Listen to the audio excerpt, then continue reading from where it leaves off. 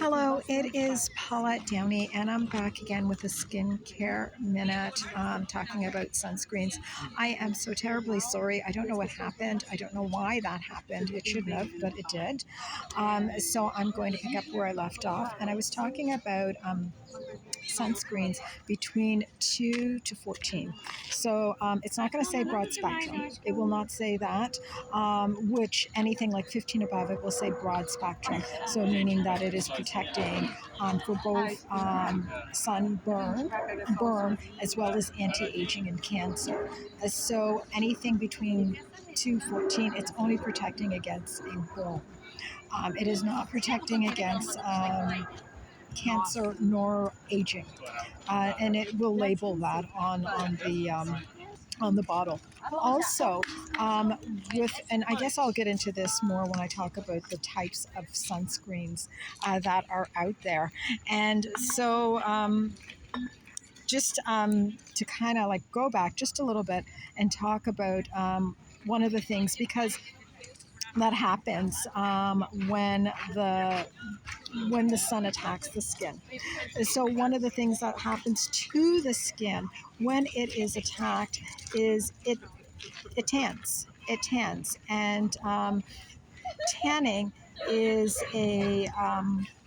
it's a way of protecting the skin. It's also a way of saying that I am wounded. Like it's the sun's way, or the skin's way of saying I am wounded. So the sun, or I should say our skin tanning, it is actually antioxidant. So melon, like the melon that is in our skin, is an antioxidant protecting our skin from aging.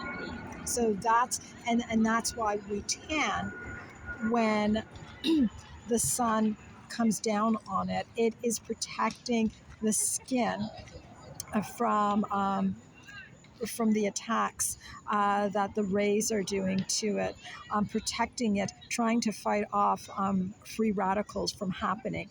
So it tans.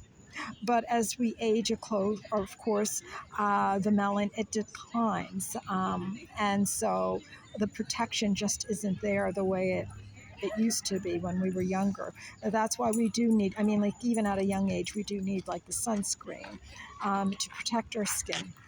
And so what a lot of companies are doing now is that they're adding vitamins and they're adding minerals to sunscreens to help with correcting and protecting the DNA, the connective tissues, helping to, repair any kind of damage that has taken place at that level, and also to protect it from any kind of further damage that may occur as a result of the UVA and UVA rays coming at it.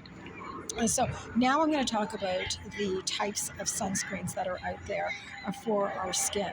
So we have the chemical sunscreen. So the chemical sunscreen basically what it does is, so when the sun, when we have those UVA rays coming at us, what happens is with a chemical sunscreen, what it does, it absorbs those rays and then it disperses those, like the heat from those rays into the skin, helping to protect it. So that's a chemical sunscreen way of protecting the skin from aging as well as from cancer.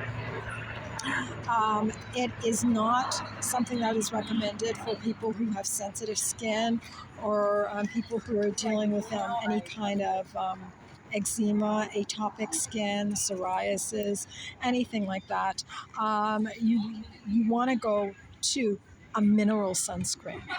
So how a mineral sunscreen works is, I like to think of it, I'll use an analogy of a disco ball. And so you have the disco ball, and like you have the lights reflecting on the disco ball. So then the lights bounce off the disco ball. So as it hits the disco ball, it bounces off. So the rays that are coming at the skin with a mineral sunscreen on it, it hits the skin and then it bounces right into into the direction that it came from. So that's what a mineral sunscreen does. It's actually very effective in blocking um, the skin from UVB and helping you to not tan. You will still tan eventually, but it helps to protect the skin from tanning longer than, say, like for a longer period of time, as opposed to if you were not using any kind of sunblock. So with a mineral, it acts more as a block. It is also good for sensitive skin, and and it has no chemicals in it. So it is, and that's why it is a mineral sunscreen. So it has zinc oxide and titanium dioxide in it. So those are the two things, two main ingredients that you are going to find in a mineral sunscreen. Now, there are some people who love to tan, and it's what they love to do. And some people, they use tanning beds. Now, a tanning bed tans. The rays that are coming from a tanning bed are 10 times worse than the sun. So it's 10 times worse than the sun, and it's going to do so much more damage to the skin and it does do UVA as well as UVB damage to the skin as well. So if you could avoid that at all costs, it would be fine. There are plenty of products out there where you can do self-tanning.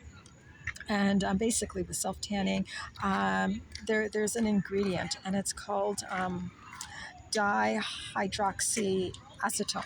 So what that does is it clings to the proteins that are on our skin, and then it causes the skin to color, and it's completely harmless. And depending on the sunscreen or the not the sunscreen, the tannin lotion that you're using, it could take anywhere from a few hours to a day, depending on what you're using. And so there are all types. I mean, even some for all colors. I know Central Pays, they have for light complexions, and then they have sunscreens for dark complexions, and they really are effective. They really do work. And the only thing is with a tanning lotion. With a tanning lotion, they don't have sunscreen protection, so you would still need to use a sunscreen in order to protect your skin. To keep it looking young and healthy. So I think that's all I have to say about sunscreen, and for a skincare minute. So I will talk to you again, and until then, take care and be safe in the sun. Okay, thank you. Bye-bye.